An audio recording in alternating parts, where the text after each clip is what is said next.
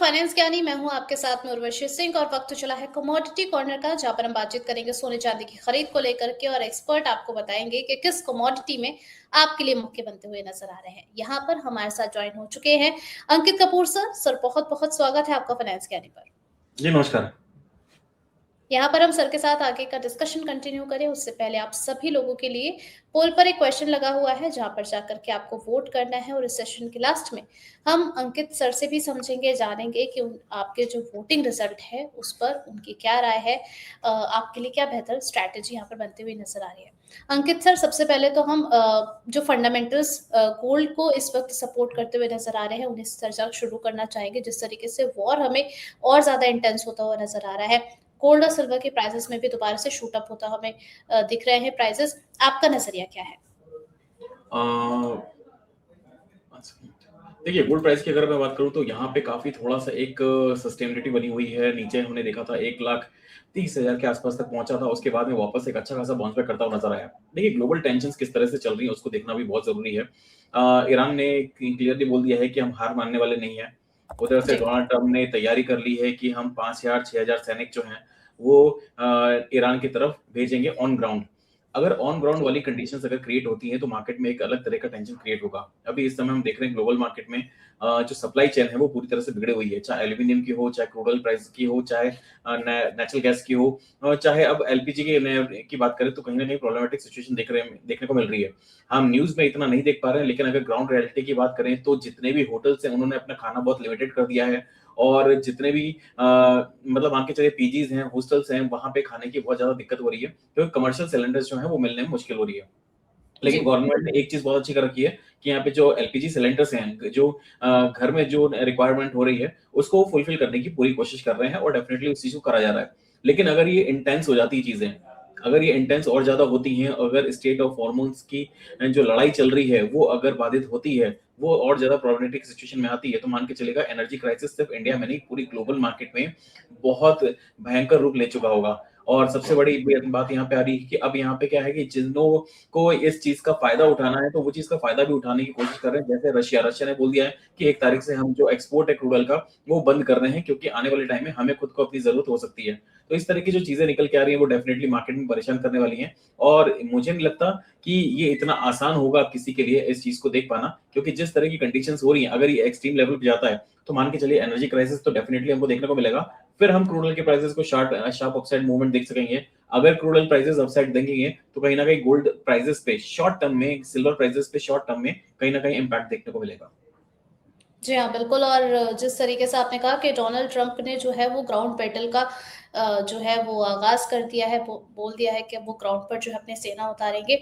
ऐसे में सर हम ग्लोबल जिस तरीके से जो है वो हम सेलिंग प्रेशर पे आते हुए देख रहे हैं, पोलैंड की तरफ से भी जो है वो प्रीशियस मेटल्स को भेजा जा रहा है अपनी करेंसी को सेव करने के लिए। टर्की ने भी कुछ दिनों पहले ऐसी ही खबर निकल करके आई थी। आप ग्लोबल लेवल पर इन सब चीजों को कैसे देख रहे हैं?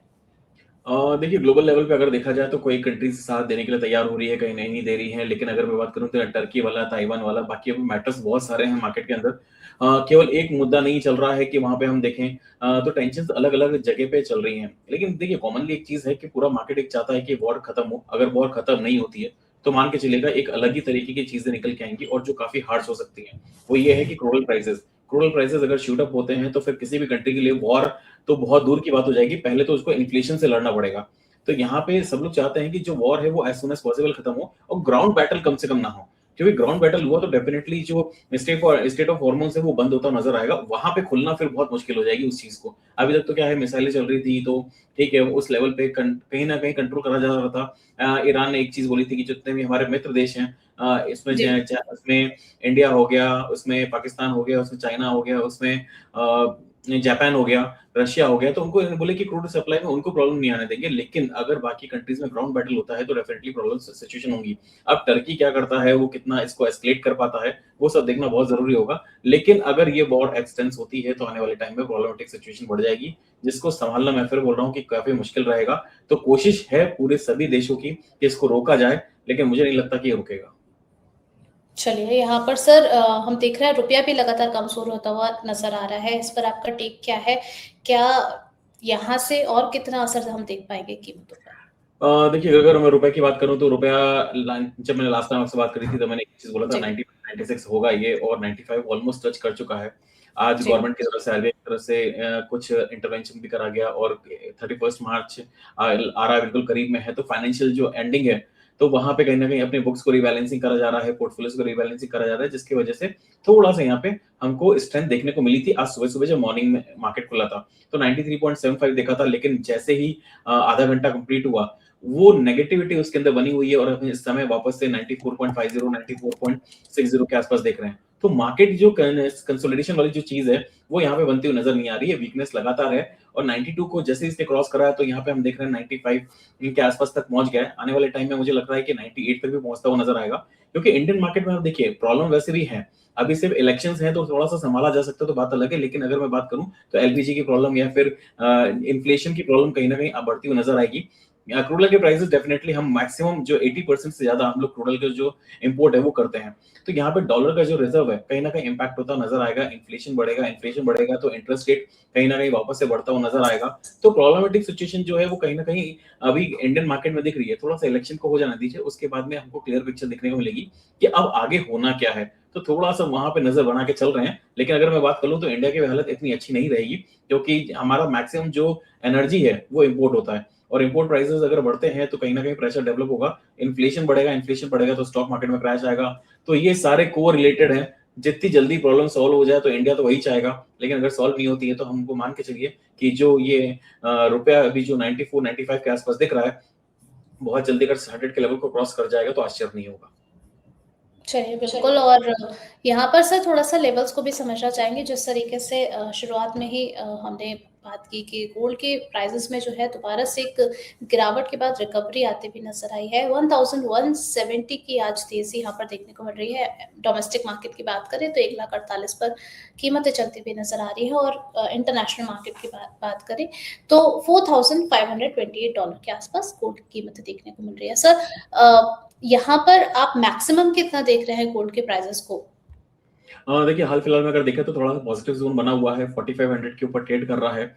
जब तक ये 4300 के नीचे नहीं जाता है तब तक थोड़ा-सा पैनिक मुझे मुश्किल लगता है। ऊपर वाली साइड में देखूँ तो 4700 4800 तक जा सकता है, फिर वहाँ से वापस ये रिवर्सल हमको देखने को मिलेगा। तो थोड़ा-सा स्ट्रेच होता हुआ नज़र आएगा, 47 4800 तक जा सकता है। फिर वहाँ से किस तरह के लेवल्स बनते हैं, किस तरह की सिचुएशन होती है, उसको देखना बहुत ज़रूरी है। लेकिन हाल-फिलहाल की अगर बात करूँ तो एक रेंज में ट्रेड कर रहा है, नीचे में जी। 4300 और ऊपर में मैक्सिमम अगर जाता है तो 4800 के आस-पास तक जा सकता है। ट्रेडर्स को अभी फिलहाल इसी रेंज में ट्रेड करना चाहिए, जब तक कोई नया ट्रिगर नहीं मिलता है। चलिए, तो यहाँ पर जो है गोल्ड हमें एक रेंज में देखने को मिल सकता है। सर ऐसे में ट्रेडिंग स्ट्रैटेजी क्या फ़ॉलो करके चलनी है? शॉर्ट टर्म ट्रेडर्स के लिए हम समझना चाहेंगे पहले। शॉर्ट टर्म ट्रेडर्स की अगर मैं बात करूँ तो यहाँ पे एमसेक्स गोल्ड के अंदर 1,46,000 के आसपास अगर मिलता है तो बाय कर सकते हैं। 1,43,000 का स्टॉप लॉस लगाएँगे। टारगेट ऊपर की अगर बात करूँ तो 1,49,000 और 1,52,000 तक यहाँ पे देखने को मिल सकता है। चलिए ठीक है। सर ऐसे में अगर किसी को फ़िज़िकल फ़ॉर्म में अगर खरीदारी करनी हो सोने के अंदर तो किन प्राइसेज़ पर करें? और जो है वो लॉन्ग टर्म इन्वेस्टमेंट के लिए भी हम समझना चाहेंगे। उर्वशी जी, पूरे मार्केट में हल्ला मचा हुआ है कि अगर क्रूड ऑयल के प्राइसेस बढ़ेंगे तो गोल्ड क्रैश हो जाएगा और बहुत सारी चीजें हो जाएंगी इसके अंदर। मुझे मानना है कि हो सकता है क्रैश हो जाए, शॉर्ट टर्म में कोई एक बड़ा पैनिक देखने को मिल जाए, लेकिन निवेशकों को गोल्ड के अंदर निवेश करके चलना चाहिए, क्योंकि अभी तो ये वाला प्रेशर क्रिएट हो रहा है तो इस वजह से गिरावट आ सकती है। लेकिन मान के चलिए कि अगर यूएस के तरफ वापस से हमारा ध्यान शिफ्ट हुआ तो सबसे पहले वहां जी। की महंगाई दिखेगी, वहां का ट्रेजरी बिल दिखेगा, वहाँ की जो डेट है वो दिखेगा, तो बहुत सारी कंडीशंस वहाँ की खराब दिखेंगी। जैसे वो खराब दिखना चालू होंगे वापस से, तो हमें गोल्ड प्राइसेस वापस से शूट होते नजर आएँगे। अगर मैं बात करूँ सेंट्रल बैंक्स की, तो किसी भी सेंट्रल बैंक ने मेजरली यहाँ पे अगर देखा जाए तो रशिया और पोलैंड को छोड़ दिया जाए तो बाकी किसी ने मेजरली में सेलिंग नहीं करी है। पोलैंड की तरफ से भी अभी आधिकारिक जो आंकड़ा है वो नहीं आया है, लेकिन रशिया ने जो ने सेल करा है वो बहुत ही छोटा पोर्शन है। लेकिन अगर बात करें चाइना की या फिर बाकी अदर कंट्रीज की, तो वहाँ पे गोल्ड की परचेजिंग हुई है। और सिल्वर की अगर बात करें तो सिल्वर में तो चाइना ने लास्ट जनवरी-फरवरी में तो मतलब रिकॉर्ड जो बाइंग करी है सिल्वर के अंदर। तो इस तरह की मार्केट कंडीशंस में मैं ये बोलना चाहूंगा कि अभी भी सेंट्रल बैंक्स बाइंग करके चल रहे हैं, बड़े प्लेयर्स बाइंग करके चल रहे हैं। शॉर्ट टर्म में एक कंसोलिडेशन में है, लेकिन मुझे लगता है कि अभी भी नजरिया मेरा काफी पॉजिटिव है गोल्ड को लेके। मुझे लगता है आने वाले टाइम में 6400 6600 तक के टारगेट्स यहाँ पे गोल्ड में कॉमेक्स डिवीजन में देखने को मिल सकते हैं। इंडियन मार्केट की बात करूं तो 1,80,000 से 1,90,000 और उसके बाद हो सकता है कि 2 लाख के लेवल को भी क्रॉस करता हुआ नजर आए। तो शॉर्ट टर्म में थोड़ा सा पैनिक जरूर है, लेकिन खरीदारी करके चले, निवेश करके चलें, तो गोल्ड सबसे ज्यादा मुझे लग रहा है